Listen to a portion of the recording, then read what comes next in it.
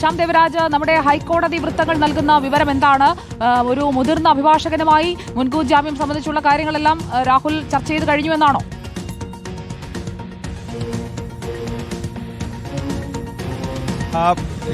മുൻകൂർ ജാമ്യം തേടാനുള്ള നടപടികളാണ് രാഹുൽ മാങ്കൂട്ടത്തിൽ ആലോചിക്കുന്നത്. ഇത് സംബന്ധിച്ചാണ് കൊച്ചിയിലെ അഭിഭാഷകനുമായി ചർച്ച നടത്തുന്നത്. കൊച്ചിയിലെ മുതിർന്ന അഭിഭാഷകനായ ജോർജ് പൂന്തോട്ടത്തെയാണ് രാഹുൽ മാങ്കൂട്ടത്തിൽ കണ്ടത്, ഫോണിൽ സംസാരിച്ചത്. ഇക്കാര്യത്തിൽ നിയമപരമായ നടപടിക്രമങ്ങൾ അധികം വൈകാതെ തന്നെ ആലോചിച്ച് തീരുമാനിക്കും എന്ന കാര്യമാണ് വ്യക്തമാകുന്നത്. കാരണം ഇതിൽ ഏറ്റവും പ്രധാനം എന്താണ് പരാതിയെന്നും ആ പരാതിയിൽ എന്തൊക്കെ കുറ്റങ്ങൾ നിലനിൽക്കും, അല്ലെങ്കിൽ തുടർ നടപടികൾ, അതിന്റെ പരാതിയുടെ പകർപ്പ് ആദ്യം എടുക്കുക, തുടർന്ന് മുന്നോട്ട് പോവുക എന്നതാണ് അഭിഭാഷകൻ എന്ന നിലയിൽ ആലോചിക്കുന്ന കാര്യം. അത് ഒരുപക്ഷെ ഏറ്റവും വേഗം തന്നെ ഉണ്ടാകും എന്നാണ് മനസ്സിലാക്കുന്നത്. ആദ്യം ഇതിന്റെ പരാതിയുടെ പകർപ്പിന് വേണ്ടി അപേക്ഷ നൽകുകയും ചെയ്യും.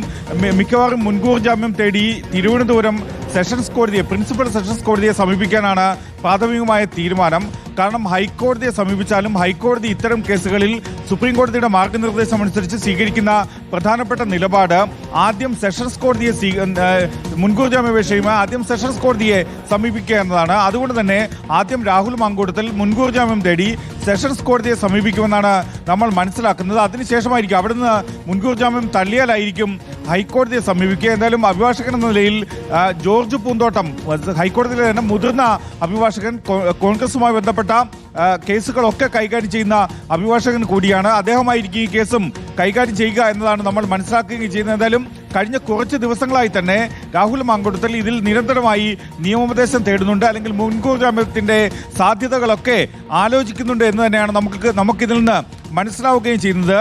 ഇതിൽ പോലീസ് സ്വീകരിക്കുന്ന ഏറ്റവും പ്രധാനപ്പെട്ട ഒരു നടപടി നേരത്തെ ഓഫാക്കിയിരിക്കുന്നു. Rahul Mankoottathil Palakkad MLA office പൂട്ടിയിട്ടിരിക്കുന്നു.